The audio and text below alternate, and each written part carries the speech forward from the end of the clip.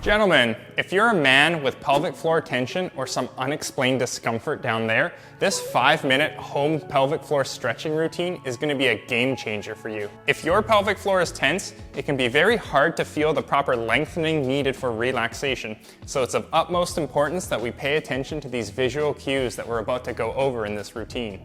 And so you don't need any equipment for this, just your floor and 5 minutes out of your day and the proper mindset for relaxation. Let's get started. All right, so the first exercise we're starting with, deep diaphragmatic breathing. The reason we start with this is because it sets the tone for pelvic floor relaxation. So get on your back on the floor, and then you want to place your hands onto your stomach. And as you're here, we want to take a big inhale breath in through the belly and not through the chest. So go ahead. And exhale out, good. As you breathe in, you want to feel your stomach rising up to the ceiling and the pelvic floor descending down into the wall there. And breathe out. Good, let's try this a few times here.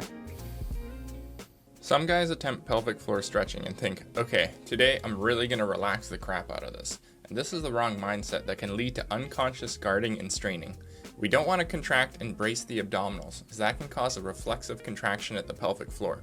Your pelvic floor lies between the sit bones of your pelvis, and we want to feel a gentle separation at these muscles during the inhale and exhale. Okay, very nice. So now the next exercise, we're going to incorporate that same lengthening feeling into a movement piece. So we're on our hands or knees, and we go ahead and do what's called child's pose here, where we just go ahead and rock back, sinking the butt into the heels, feeling the hips centering well into the sockets, and you want to feel a nice pelvic floor lengthening at the bottom of this position. So in here, we also want to breathe in deeply again. And you want to feel that subtle pelvic floor drop and breathe out. Good, let's stay here for a bit. Go ahead and take a few more breaths in. Feeling that pelvic floor lengthen and drop and breathe out. Good. Let's try this again, reset. This time, let's go ahead and position our knees outwards a little bit. And this way, it allows for a little bit more tension in that pelvic groin area as we come down. And if this feels good, let's go ahead and hold it and go ahead and breathe.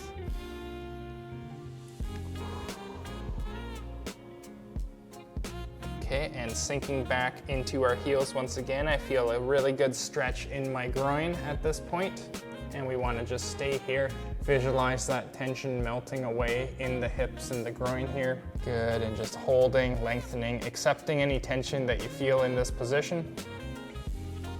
Good, and let's come out of that, that's very nice.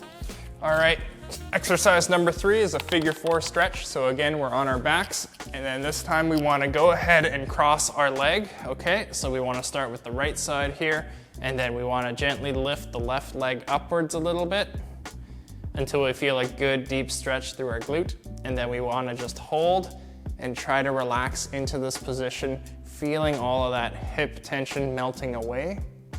Good, and just holding. Good, try to visualize this softening and relaxing.